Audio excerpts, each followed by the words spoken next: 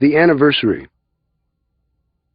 On the morning of 1/12/2000, I woke with the usual anxious feeling caused by the lingering bottom-line memory that one day, never to be known by me until I'm there, that I, as I have come to know myself, will disappear forever and ever and ever and forever.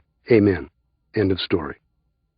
Kathy tried to cheer me up by reminding me that today was our 10th anniversary, that we met in Rochester 10 years ago. I don't think Kathy and I made love or had sex that morning because Theo was sleeping with us, and that always diffuses any chance for a pure, flat-out erotic event. But on this day, January 12th, 2000, I do remember the following. I remember Theo not eating his cereal. Kathy had gone to work and I was taking care of him. I remember he quickly got bored of the TV and wanted to play the piano with me. We did that for a while, improvising in our own way. Then he wanted to play The Mummy with me. He had recently seen the video The Mummy a number of times and was most caught up by the scene in which the central character is being punished for his transgressions with the Pharaoh's wife. He's being punished by being placed in a coffin and then wrapped alive like a mummy. Then the soulless Pharaoh's guards turn over this large jar filled with these horrific swarming black beetles that Theo kept referring to as the bees. And these black beetles swarm towards this poor man's head and most likely devour his living brain in a matter of seconds. And this is what my 3-year-old Theo is most interested in having me help him reenact, and I get to be the mummy. "Get in the box, Daddy, get in the box," he says. And I lie down on the floor and pretend to be the mummy. For a moment it feels so good to be lying so still and quiet, and then Theo releases the bees, and I start screaming to his delight. Theo and I meet Kathy at 11:30 a.m. and walk over to a nursing home in the Lower East Side. It is at this nursing home that Theo's godmother, Freya, has been vegetating for over a year and a half from a series of strokes she had while summering in Africa. It is an unthinkable situation that has to be thought about, particularly by her daughter, who does not, for so many apparent reasons, does not execute her mother's living will. How could she? Her mother talks and cries and still has a sense of humor, and she is only my age, and I am only hers. The first time I brought Theo to see her in that nursing home, his whole being went into a kind of electrified alert. The minute he entered, he was all bug-eyed and looking every which way. What is this? This time Theo is calmer, and Freya is less aware of him. She can't see and can hardly understand how she has come to be wherever it is, she's not sure. She is in an obviously horrific bardo state, somewhere in between living and dying. It's as if she comes alive only for visitors and then returns to some limbo state where time does not exist. When we ask her what she thinks about, she says juice. She also dreams about juice. She loves to drink juice. I apologize for not bringing some. I will do it next time I tell her. We don't stay long. We promise to return soon. On the way out, Kathy says, "It's awful." She doesn't know what to do. She doesn't know what to feel. She doesn't deserve this. What did she do to deserve this? I am amazed that Kathy still seems to believe in some intrinsic justice system, some absolute hierarchical reward program. And at that moment, I wondered if she too believed in fate. On the way to the nursing home, Kathy had told me that she had just found out that our Sag Harbor neighbor, Carlos, was in St. Vincent's Hospital with pneumonia. He had been in there for over a week, and we hadn't gotten the message on our answering machine. The doctors didn't expect him to live. Carlos was Theo's oldest buddy, and Theo was Carlos' youngest friend. We had to go right away. When we got there, we met Carlos' wife, Marie, and their daughter and her husband. They'd all been pretty much camping out at the hospital for the past week. Carlos's wife, Marie, who is in her early 70s, was her old chatty self and very up. She was sure that Carlos was going to pull through, even though the doctors only gave him a 1% chance. Marie was so enthusiastic about the emergency room and all the nurses that she wanted to give me her own tour right away, starting with the 400-pound Egyptian, who was also lying in bed with pneumonia. She told me how it took 6 men to carry him in. I peeked in at him, or rather at the massive bulk of bedding I took to be him. A small woman I took to be his wife was kneeling and praying over his giant body. When I at last came to Carlos with all those tubes coming out of him, I really didn't know what to say, but I felt I had to say something. Marie told me he was not conscious, but I thought he might still be able to hear me. I said, "Hi, Carlos. It's Spalding. I hope you get better soon." I wish I had had a new joke to tell him, but I didn't. I don't remember any jokes except for the one Carlos told me, the one that goes, "A skeleton walked into a bar and ordered a glass of beer and a mop." Outside in the waiting room, Marie told me that there were people all over the world praying for Carlos. She also told me that if I needed any kindling to start my fire at home, to look in their driveway because Carlos had left a pile of sticks there for me. Was that where his life had stopped? Going down on the elevator with Kathy and Theo, I thought, why not pray for Carlos? It might be better than just standing here waiting for the elevator to reach the first floor. I didn't know how to pray or who to pray to, so I just did the first thing that came to mind. I imagined myself standing at the end of Carlos's bed. I visualized a warm ball of energy at the base of my spine. It looked like a little sun. Then I let it rise up my spine and burst out the top of my head. It burst out like a volcano of multicolored confetti, and it sprayed up and out and settled on Carlos like a colorful electric snow. Like a 60s poster, I thought, and at the same time I wondered why I hadn't prayed for my dad when he was dying in the hospital. Outside on the street, Kathy asked me if I had cried when I saw Carlos. "No," I said. "Did you?" "Yes," she said. "I couldn't help it."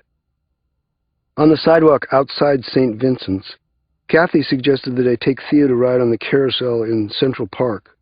"What a great idea," I said. "I'm so glad you thought of that." Theo and I took a cab to 59th Street and 6th Avenue. I couldn't stand to look out the window at the city, so I watched Theo watching the city. I never took my eyes off him for the whole trip. Once we got to the park, Theo got very involved with all the natural rock outcroppings. I'd never realized how real they were until I saw him playing on them. Before this day, they had always seemed somewhat artificial in my mind. I hadn't realized how big they were, and how many there were between 59th Street and the carousel. Theo seemed to feel no need to get to the merry-go-round. He was happy just climbing on the rocks. But I, who thought I really wanted to make it to the carousel before it closed, kept saying, "Come on, Theo, don't you want to ride on the horsies?" We arrived at the carousel just a few minutes before it was to close. There was a man already slamming down some of the sliding metal doors.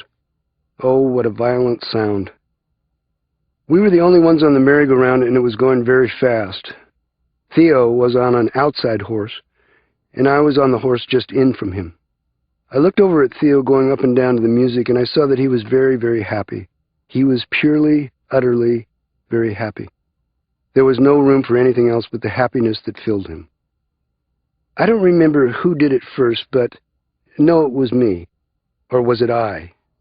Anyway, I let out with a yell that was sort of half-performed and half-spontaneously real. In other words, I was quite aware of it coming out of me and how it sounded, and I do know that it was my yell that triggered Theo, and he just lifted his head back and let out with this yelping, joyful cry. It was like out of a movie, only better.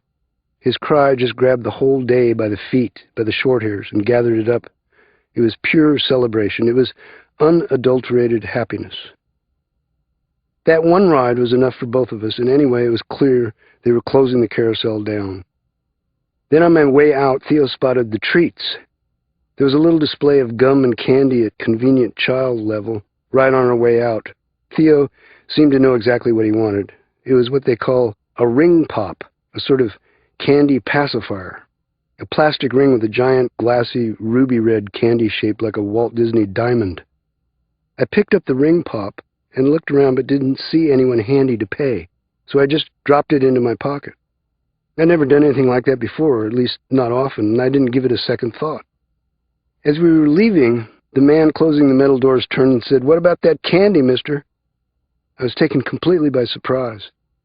"Oh, this," I said, pulling out the ring pop from my pocket. What do I owe you?" "That's 50 cents. Then he suddenly changed his mind and said, "No, give it back. We're closed here now." I watched Theo watch me give the ring pop back to the man. Theo was incredulous, but at the same time seemed confused and intimidated by the power of the situation. What was wrong, he wondered, more than he needed that candy. "Why, Dad? Why the guy say that?" "None of us want you to eat so much candy, Theo," I said as I walked briskly up the path, pulling Theo by the hand. Behind us, the carousel man was making a fist with his hand and yelling after us, "Your son is going to end up in prison one day."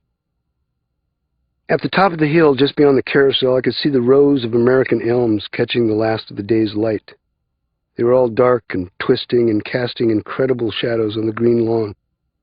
Should the grass be this green in January? I wondered as I sat down with Theo to gaze at my favorite place in Central Park. These trees, these beautiful trees. As soon as we sat down, Theo asked for his bottle, and I pulled it out of my pocket and gave it to him. Then he leaned his head against my body while he sucked, while he drank. On the way to the subway, every time I saw a cop, I saw the headlines. "Monologuist and 3-year-old son caught red-handed. Talk your way out of this one, Mr. Spalding." Theo and I took the A train home. On the subway, I tried thinking about the words fate, necessity, and chance. I kept trying to put necessity and sacred together. I thought also about how I could not imagine living without my children and how I would either have to die or learn to live without them. I thought about my mother and how she couldn't live without us and how she took the more extreme way out. I thought about how none of this day would have been had I not gone alone to PS 122 to see the avant-garde-orama that fateful night in January of 1991, where, while watching Frank Maya perform, I was tapped on the shoulder by Larry Champeau, who just happened to be Kathy Russo's boss at the Pyramid Arts Center in Rochester, New York. "How would you like to come up and perform your stuff at our space?" he asked me. "Sure, why not?" I said. "Here's my phone number, give me a call." And he did. And I went. And Kathy Russo picked me up at the airport.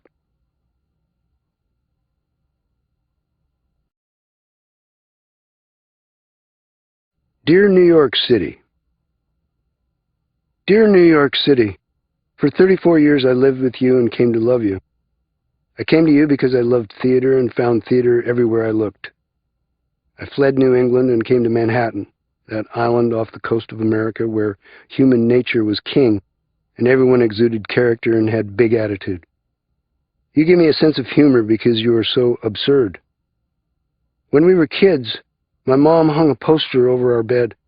It had a picture of a bumblebee, and under the picture the caption read, "According to all aerodynamic laws, the bumblebee cannot fly because its body weight is not in the right proportion to its wingspan. But ignoring these laws, the bee flies anyway." That is still New York City for me. Though nothing can bring back the hour of splendor in the grass, of glory in the flower, we will grieve not, rather find strength in what remains behind. William Wordsworth.